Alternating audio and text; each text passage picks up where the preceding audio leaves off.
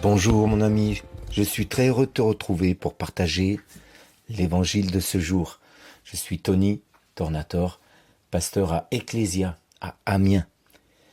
Et le texte que nous lisons aujourd'hui est très simple et en même temps très profond. Il est une définition tellement précise de la grâce. Il se trouve dans 1 Jean chapitre 4, verset 19. Et nous lisons « Pour nous, nous l'aimons parce qu'il nous a aimés le premier ». Je disais, c'est une définition précise de la grâce parce que tout est là. C'est Jésus qui nous a aimés le premier.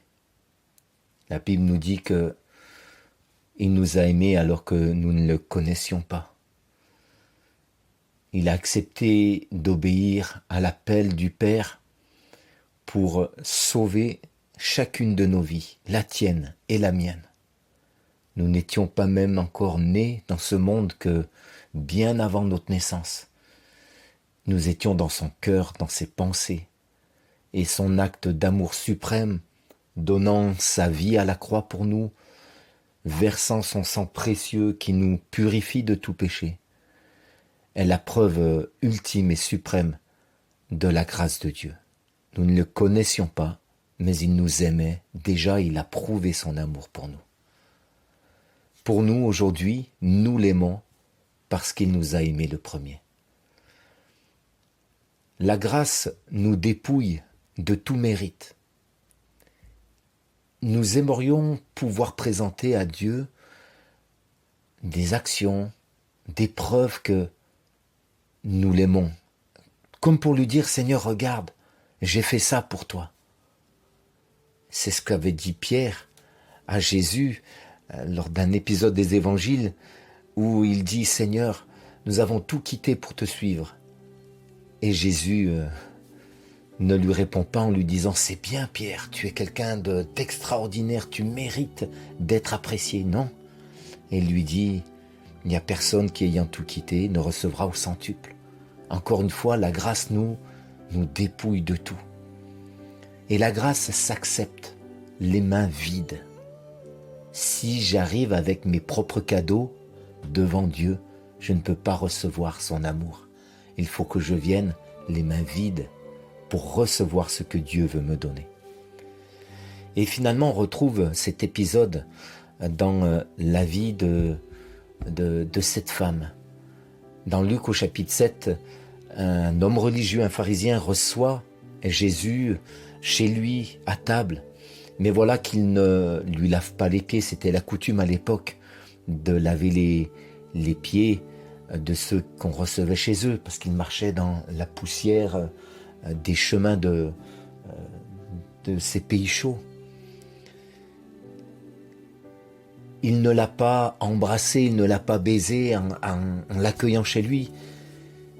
Et voilà qu'une femme pécheresse rentre dans cette maison, rencontrer Jésus et pleure aux pieds de Jésus et de ses larmes mouillent les pieds de Jésus. Elle ne cesse de baiser les pieds de Jésus, elle va même plus loin. Au lieu de parfumer la tête de Jésus comme le pharisien qui l'a accueilli aurait dû le faire, elle utilise le parfum pour parfumer les pieds de Jésus.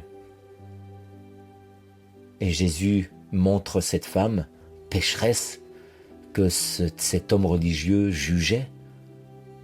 Et il dit à cet homme, cette femme-là que tu juges, que tu estimes comme une pécheresse, elle a reçu la grâce de Dieu, ses péchés sont pardonnés, parce qu'elle a beaucoup aimé. Cette femme savait qu'elle ne méritait rien, mais elle savait qu'en venant à Jésus, elle trouverait grâce. Mon ami, nous l'aimons aujourd'hui parce qu'il nous a aimés le premier. Et je voudrais terminer en te disant que cette parole me touche particulièrement parce que c'est mon témoignage. J'ai été percuté par l'amour de Dieu. Moi qui me condamnais à cause de mes péchés, je me tenais à l'écart de l'amour de Dieu parce que j'estimais ne pas le mériter. Mais Jésus m'a montré son amour. Il m'a montré qu'il m'aimait et que je ne pourrais jamais rien faire pour mériter son amour. Simplement, il me l'offrait. Et j'ai craqué, j'ai baissé la garde, j'ai abandonné les œuvres que je voulais présenter à Dieu pour attirer son attention et mériter son amour. Je suis venu les mains vides pour recevoir la grâce de Dieu et Dieu m'a rempli de son amour. Gardons toujours ça en mémoire. Nous l'aimons parce qu'il nous a aimés le premier. C'est par grâce. Sois béni, mon ami.